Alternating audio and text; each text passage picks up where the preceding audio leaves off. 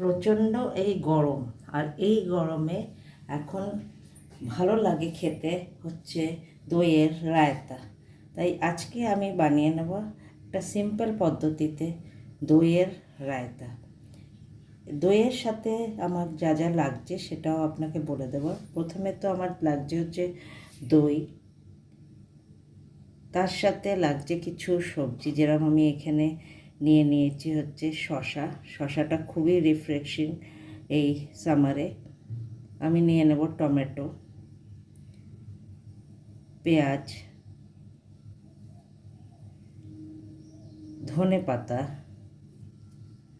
কাঁচা লঙ্কা, লেবু। এটা অপশনাল, আমি রায়তাতে একটু দিই একটু রিফ্রেশিং করার জন্য। আর আমার লাগছে হচ্ছে ভাজা মশলা, আপনি চাট মশলাও দিতে পারেন। আর তার সাথে নিয়ে নিচ্ছি বিট নুন।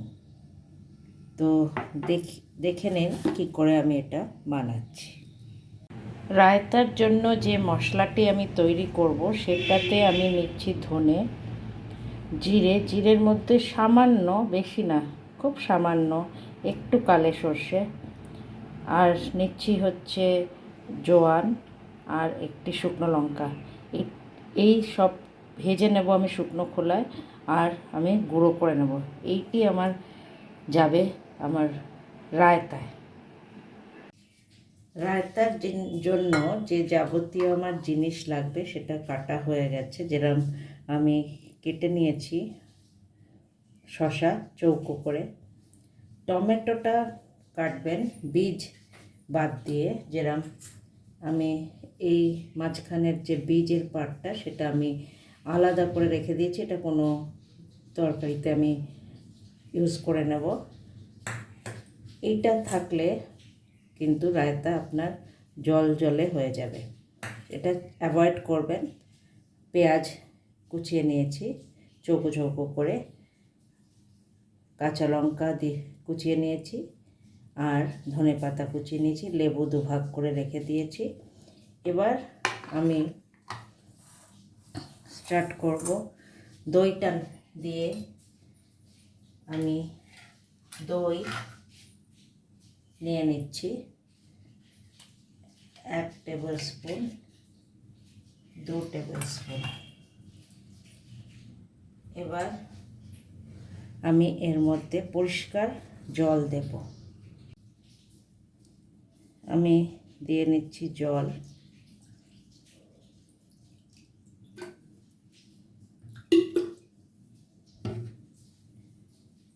আর এই এগ বিটারের সাহায্যে আমি এটাকে ভালো করে ফেটিয়ে নেব।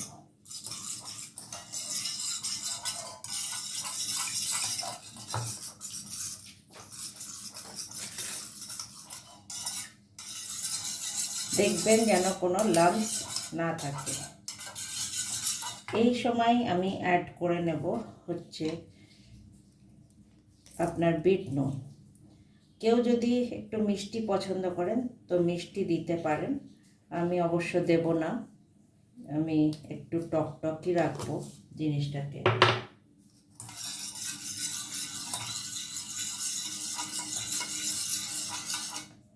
গরমে টকটকি ভাল লাগে রায়তাটা। সামান্য আর একটু জল দেব।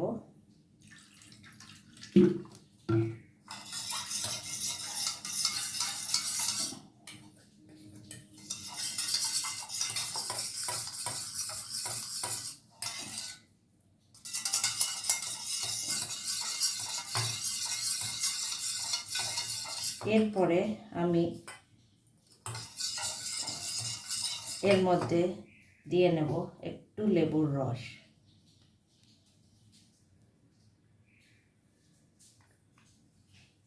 খুব বেশি দেবেন না, জাস্ট একটু ফ্রেশনেস আসার জন্য সামান্য লেবুর রস আমি দিলাম।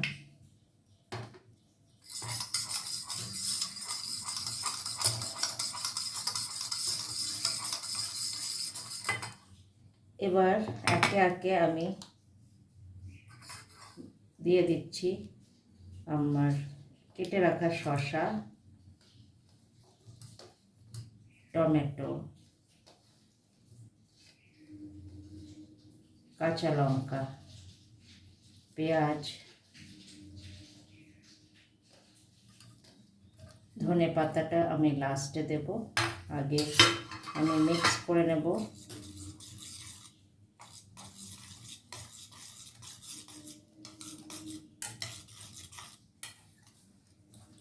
দেখুন কি সুন্দর রং এসছে। এবার দিয়ে নেব ধনে পাতা,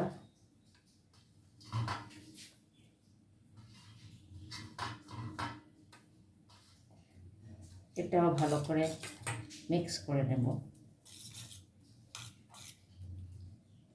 এবার দিয়ে দেব আমার ভাজা মশলা, বা আপনার কাছে যদি চাট মশলা থাকে চাট মশলাও দিতে পারবেন।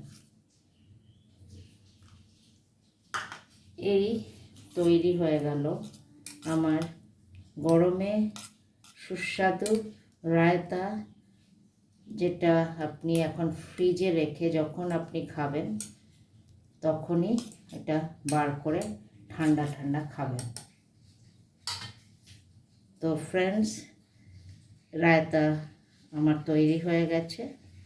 আশা করছি এই টাইপের রায়তা আপনাদের এই গরমে খুবই ভালো লাগবে। রায়তাটা আমি রেখে দিয়েছিলাম ফ্রিজে প্রায় আধ ঘন্টা। এবার এটি আমি সার্ভ করে নেব বলে।